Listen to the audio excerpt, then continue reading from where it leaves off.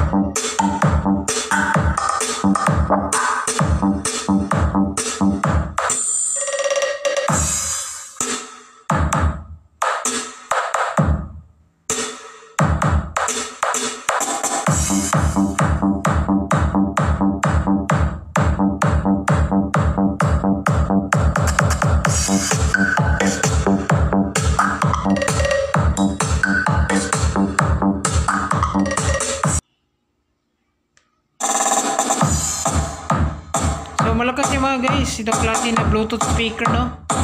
Maganda yung ganyan tunog.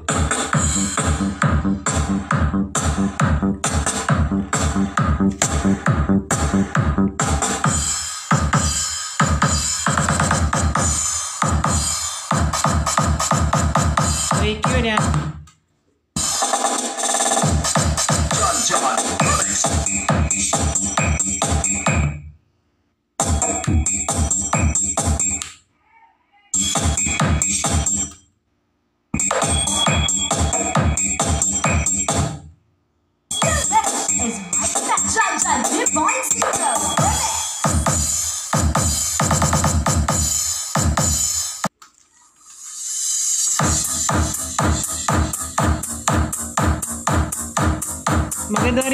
kasing ng kaniyang Twitter.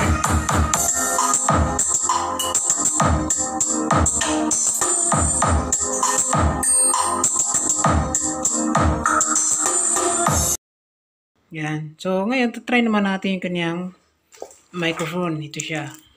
So, power on natin. Press natin yung microphone buttons dito. Ito siya. Pangatlo. Yan. Maganda yung kanyang audio, guys. Check natin. Check. Sa. Hey. Mic check. Test. Testing. Hey. Check. Sound. Mic check. Test. Check. Sound check. Testing. So, medyo malakas yung kanyang echo. So, pwede natin painaan dito yung echo. Ito siya. R-. Ito siya, guys. Test natin. Check. Sound check. Mic testing. Hey. Mic testing. So, pwede pa natin bawasan. Depende sa gusto natin. Kasi meron kasing gusto na malakas yung echo. Gusto rin iba yung mahina lang echo. So, testing natin. Check. Check. Mic check. So, ito yung walang echo. Naka-0 po siya. Lagyan natin ng 1%. Check. 2% na echo. Sound check. Mic check. Testing. Testing. Hey, check. 1, 2. So, malakas yung kanyang microphone talaga, mga guys. So, pwede pa yan palakasin natin yung microphone. Depende na sa adjust natin. Pwede rin pahinaan. So, meron namang control dito sa pahina. Tapos, palakas. Yan. Check. Hey. Check. Mic check. Testing. Hey. Check. Testing. So, linis talaga, guys, yung kanyang microphone. So, ayos. So, maganda yung kanyang output sa microphone. Yan. Malakas pa siya, mga guys. Tapos, hindi agad magpi-feedback. Pagdating naman sa music, malakas din. Maganda yung kanyang outputs. Yan. So, play tayo ulit. Bumbo yung kanyang bass niya, mga guys.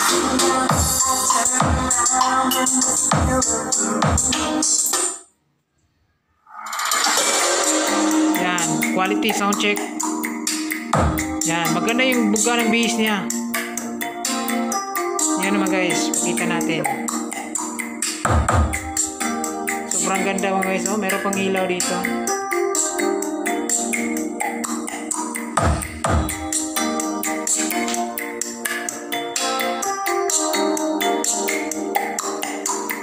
So, yan, guys. Rinig na natin yung audio outputs.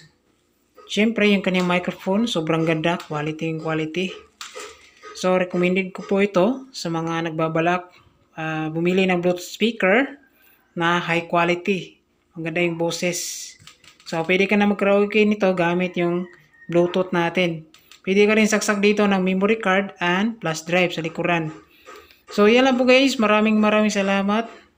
So, sa mga gustong mag-avail nito, lalagay ko po dito sa description box. Available po ito sa Lazada and Shopee store ng Xdobo Legit Store. So, yan lang po, mga guys. Maraming salamat. God bless. Tsaka ingat tayong lahat.